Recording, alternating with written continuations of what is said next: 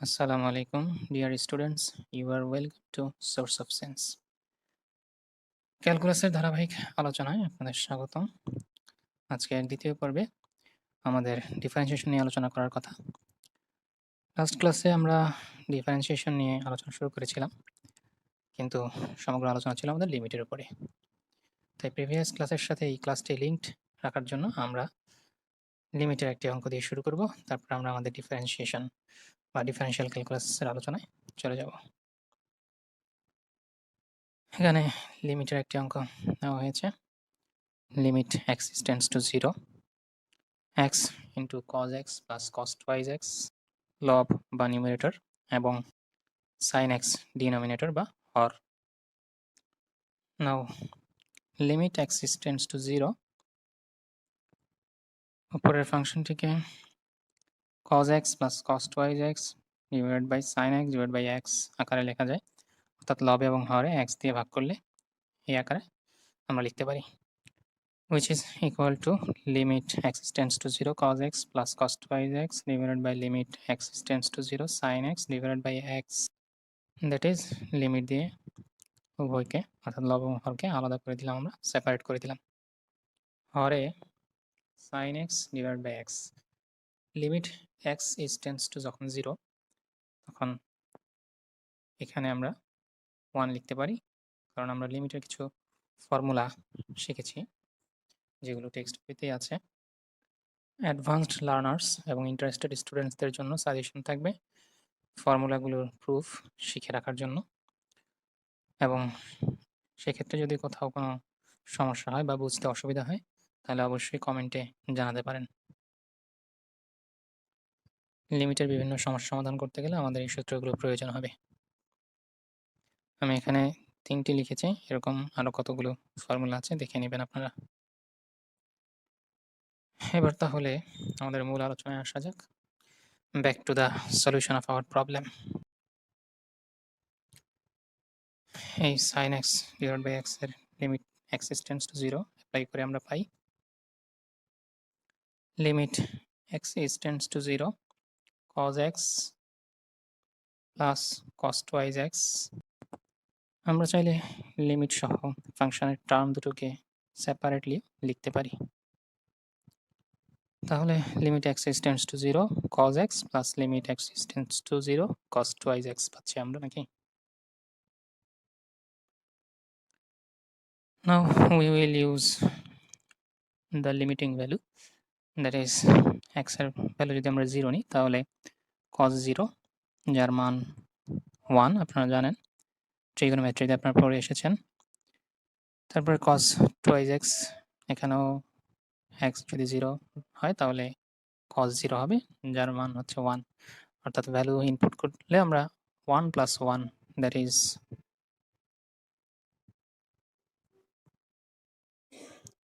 2। আশা করি প্রিভিয়াস ক্লাসটি রিকল করা আপনাদের জন্য সহজ হয়েছে। এখন আমরা চলে যাব আমাদের আজকের মূল আলোচনা ডিফারেনশিয়াল ক্যালকুলাসে, যেখানে আমাদের মূলত ডেরিভেটিভ নিয়ে কাজ করতে হবে। তার আগে আসুন কিছু অবজেক্টিভ বা কনসেপচুয়াল টপিক সম্পর্কে জেনে নেওয়া যাক। Here the continuity is the first one, then differentiability and derivative, differentiation and formulae of differentiation, slope, tangent, ddx of y, that is derivative of y, first principle. Differentiation perform করতে গেলে আমাদের জানতে হবে ফাংশনটি ডিফারেন্সিয়েবল কিনা, অর্থাৎ ডিফারেন্সিয়েবিলিটি test করে আমাদের বুঝতে হবে যে আসলে ফাংশনটি এই পয়েন্টে ডিফারেন্সিয়েবল কিনা। তবে ডিফারেন্সিয়েশনের ক্ষেত্রে অবশ্যই আমরা একটা জিনিস মনে রাখবো যে কন্টিনিউটি ইম্পর্টেন্ট। কোনো ফাংশন অর্থাৎ একটা রিয়েল ভ্যালুড ফাংশন যদি কন্টিনিউয়াস হয়, অর্থাৎ কোনো একটা ইন্টারভালের জন্য কন্টিনিউয়াস ফাংশন যদি আমরা পাই, সেটার ডিফারেন্সিয়েশন আমরা করব। অর্থাৎ যদি আমরা একটা ফাংশন ড্র করি লাইক দ্যাট, এরকম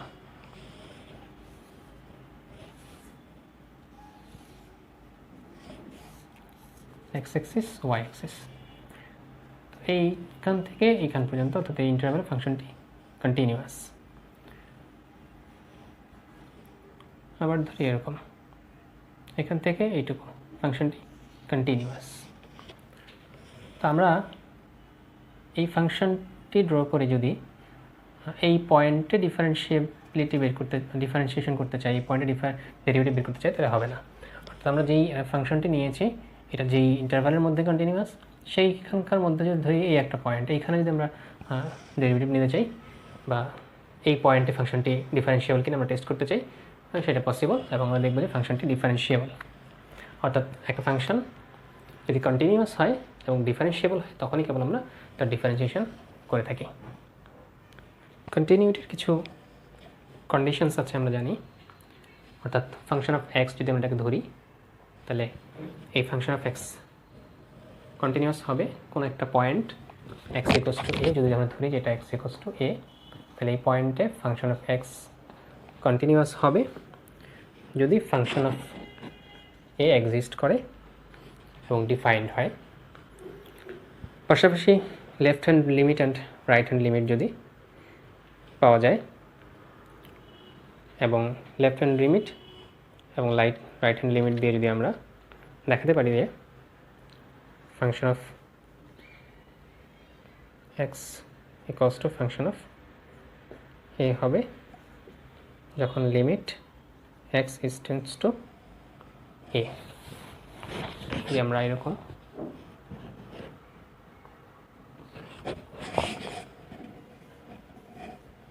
দেখাতে পারি, এই তিনটি শর্তে ফাংশনটি কন্টিনিউয়াস প্রুফ করা যাবে। ডিফারেন্সিয়েবিলিটিরও অনুরূপ কন্ডিশন রয়েছে, যেখানে শর্তগুলোকে উল্লেখ করা যায়। ফাংশন অফ সি এর derivative to limit H its tends to 0, যেখানে function of C plus H minus function of C H exists। কোনো একটা ফাংশন অফ এক্স যদি রিয়েল ভ্যালুড ফাংশন হয় এবং সেটা যদি এ কমা বি ইন্টারভ্যালের মধ্যে ডিফাইন্ড হয়, যেখানে a is less than c is less than b, যদি এরকম হয় সেখানে function of x is said to be differentiable at x equals to c. C পয়েন্টে ডিফারেন্সিয়েবল হবে যদি প্রথম শর্ত হচ্ছে এটা, দ্বিতীয় শর্ত হচ্ছে এই ডেরিভেটিভ ফাংশন অফ সি এর ডেরিভেটিভের left hand right limit and left limit, অর্থাৎ আর সি অ্যান্ড এল এক্সিস্ট করে।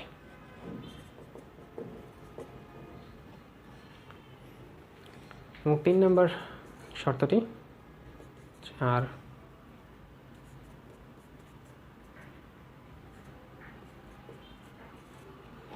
ইকুয়াল হয়। এটি হচ্ছে ডিফারেন্সিবিলিটির condition. Now x of y equals to limit x tends to 0 del x, that means x এর ক্ষুদ্র deviation tends to 0, y del x।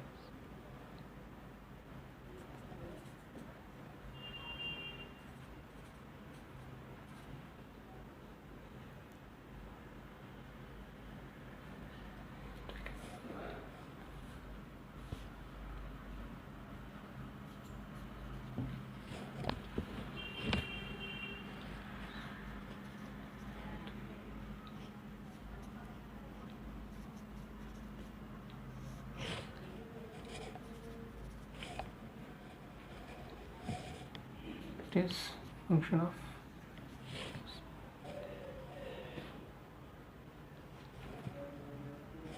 okay the rate of change ডেরিভেটিভের definition mathematically দেখা যায়, সেটা আমরা ডেরিভেটিভটা আছে। এখানে derivative of a dependent variable y with respect to an independent variable x can be written as function of x এর prime বা function of x dash and as limit del x tends to 0 function of x plus del x minus function of x divided by del x. Differentiation এবং formula of differentiation বলতে আমরা আসলে এখানে কিছু সূত্র যেগুলো বইতে দেওয়া আছে, যেমন differentiation of x to the power N equals to n into x to the power n minus 1, differentiation of any constant equals to 0, that is derivative of c ddx of c equals to 0.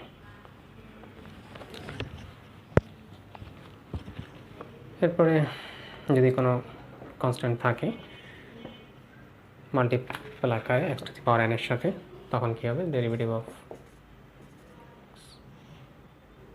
c যদি এরকম থাকে তাহলে c x to the power n এবং এটার derivative c into n x to the power n minus 1, এরকম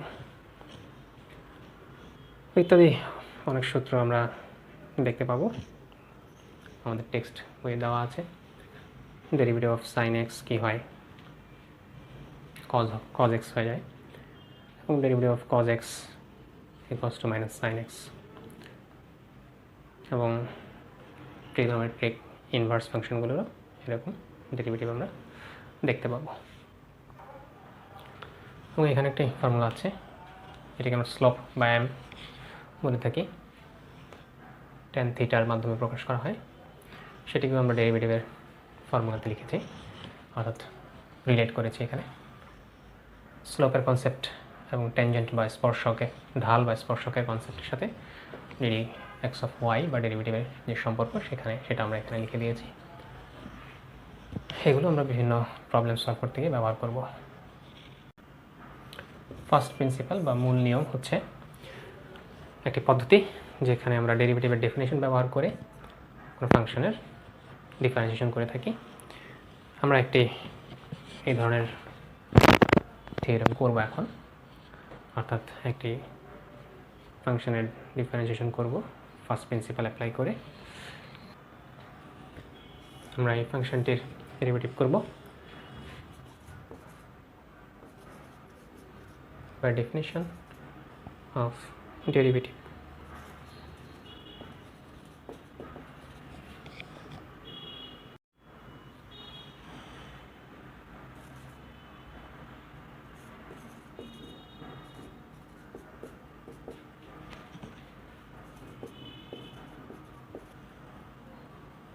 function of x to the power x এর rule নিয়মে derivative করতে গিয়ে আমরা ডেরিভেটিভের সংজ্ঞা অনুযায়ী লিখব limit h tends to 0 function of x plus h minus function of x divided by h, এখানে from the given function of x equals to the power x থেকে আমরা লিখতে পারি function of x plus h equals to e to the power x plus h. So therefore limit h tends to 0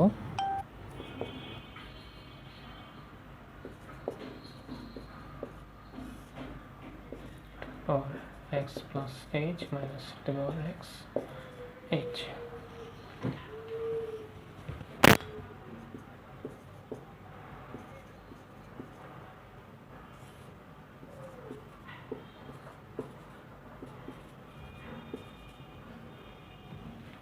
সূচকটিকে আমরা multiply আকারে লিখলাম। আশা করি আপনারা সূচকের ফর্মুলা সবাই জানেন।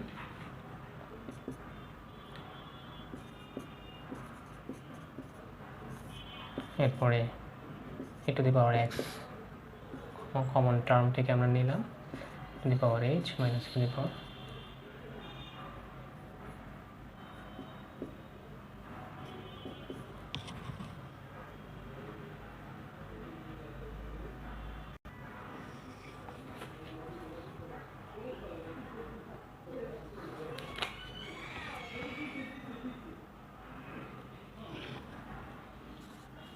to the power x, যেহেতু আমাদের লিমিটের h বর্জিত রাশি এটি,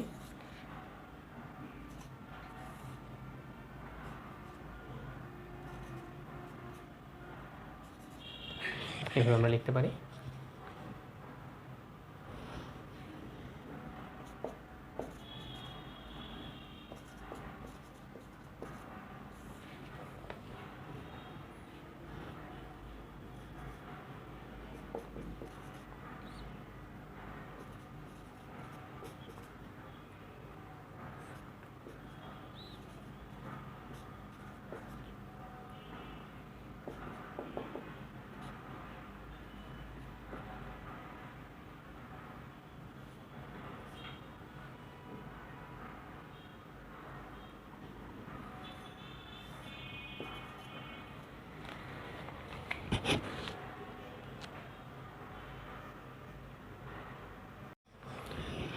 এখানে e to the power h equals to 1 plus h plus h square by 2 factorial plus h cube by 3 factorial plus dot dot dot মানে হচ্ছে h to the power 4 divided by 4 factorial এভাবে চলতে থাকবে। এটা হচ্ছে একটা সিরিজ ফাংশন, আমরা জানি, আমরা নিজের ক্লাসে পড়ে এসেছি বা আগের ক্লাসে। e to the power a equals to 1 plus a plus a square by 2 factorial plus এরকম সেই সিরিজ ফাংশনের ফর্মুলাটি আমরা ব্যবহার করেছি। -1 এবং যেটা যথারীতি যে ডিভিজন ছিল h সেটাই রয়েছে, equals to e to the power x, এবং এখানে 1 -1 হয়ে যাবে। আমরা লিমিট h টেন্ডস টু 0 পাবো, এবং এখান থেকে h যদি আমরা কমন টার্মটি নেই বাইরে, তাহলে h এখানে 1 প্লাস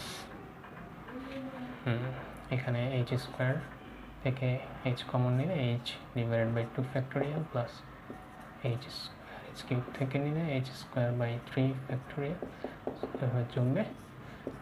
h এখানে h অ্যান্ড h আমরা ডিভাইড করলে 1 থাকবে, এবং e to the power x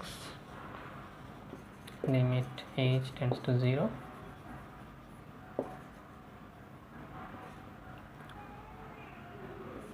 1 plus h factorial plus h square by 3 factorial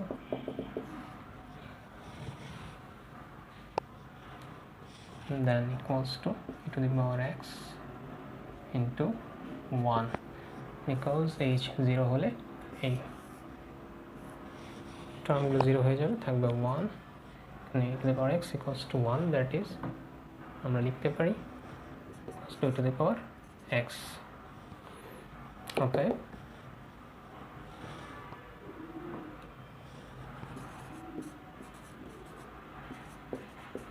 equals to x first principal অনুযায়ী বা মূল নিয়মে আমরা এটি পাই, যা মূলত e to the power x এর ডেরিভেটিভ। ডিয়ার স্টুডেন্টস, আজ এ পর্যন্তই।